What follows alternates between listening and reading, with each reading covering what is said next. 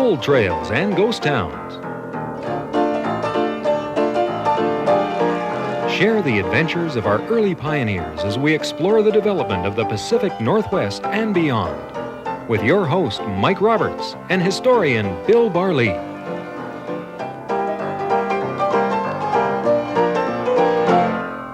Welcome to Gold Trails and Ghost Towns. Mike Roberts and Bill Barlee with you for the next half hour. And we go back to a place today we've done before, Dawson in the Yukon, the great gold rush of the Yukon, the Klondike gold rush. But we're going to tell some stories about some people we haven't touched on before. We're going to tell about some characters that we have not really emphasized. We touched on one or two of them, but some of them we haven't mentioned at all. These are mainly the gamblers of Dawson City from 1898 right to about 1900. Most of this information is in Klondike, P.R. Burton's book, which I consider his best book. I think it's well written, it's well researched, filled with drama. So we'll take a look at some of these absolutely fascinating characters. And the interesting thing is they came from all parts of the globe, all over North America, all over the world to get to Dawson City. They came via the White Pass. They came via the famous Chilkoot.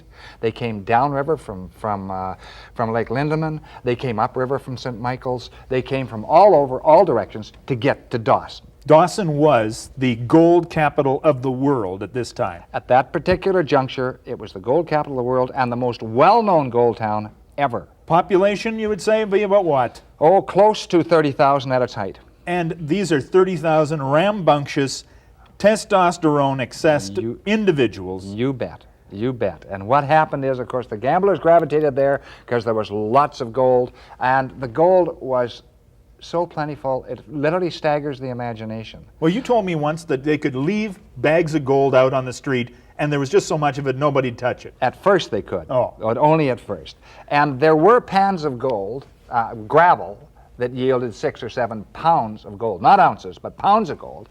Tom Lippy's claim, which was one of the great claims in the Yukon, yielded almost 5 tons of gold to him. 5 tons, and that was a 500-foot claim.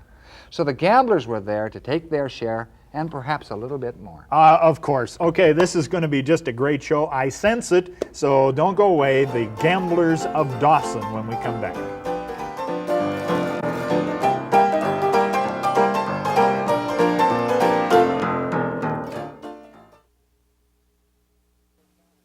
Welcome back to Gold Trails and Ghost Towns. Mike Roberts and Bill Barlee talking about the high rollers of Dawson in the Yukon, 1898 and thereabouts. Yeah. I mean, here we got Front Street in Dawson. Yeah. Oh, yeah. Population growing.